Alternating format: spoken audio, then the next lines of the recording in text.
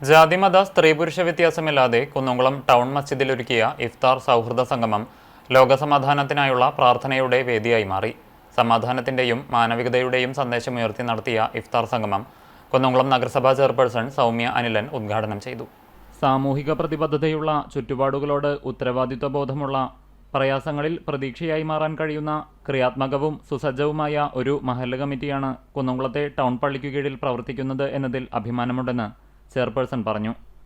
ലോകത്ത് സമാധാനം നിലനിർത്താൻ മാനവികത ഉയർത്തിപ്പിടിക്കണമെന്നും പശ്ചിമേഷ്യയിലെ യുദ്ധസാഹചര്യം അവസാനിപ്പിക്കാൻ ഇന്ത്യ രാഷ്ട്രങ്ങൾക്ക് മേൽ സമ്മർദ്ദം ചെലുത്തണമെന്നും സമാധാനം പുനഃസ്ഥാപിക്കാൻ ഐക്യരാഷ്ട്രസഭ ഇടപെടണമെന്നും മാനവികത, ഐക്യം, നീതി, സത്യസന്ധത, കരുണ ഇതാണ് ഖുർആൻ ജനങ്ങൾക്ക് മുന്നിൽ വയ്ക്കുന്ന സന്ദേശമെന്നും ഇഫ്താർ സൗഹൃദ സംഗമത്തിൽ റമദാൻ സന്ദേശം നൽകിക്കൊണ്ട് പള്ളി ഖത്തീബ് ബഷീർ ഷർക്കി വ്യക്തമാക്കി. മഹല്ല് കമ്മിറ്റി പ്രസിഡന്റ് KT അബ്ദു അധ്യക്ഷത വഹിച്ചു. നഗരസഭ vice chairman PG Jayaprakash, councillor Geetha Sasi, father Benjamin OIC, Aryamaharshi, panchayat പ്രസിഡന്റുമാരായ K ജയശങ്കർ, KA ജ്യോതിഷ്, രാഷ്ട്രീയ സാമൂഹിക പ്രവർത്തകരായ M ബാലാജി, P മുനീർ, മാത്യു ചമണ്ണൂർ എന്നിവർ സംസാരിച്ചു.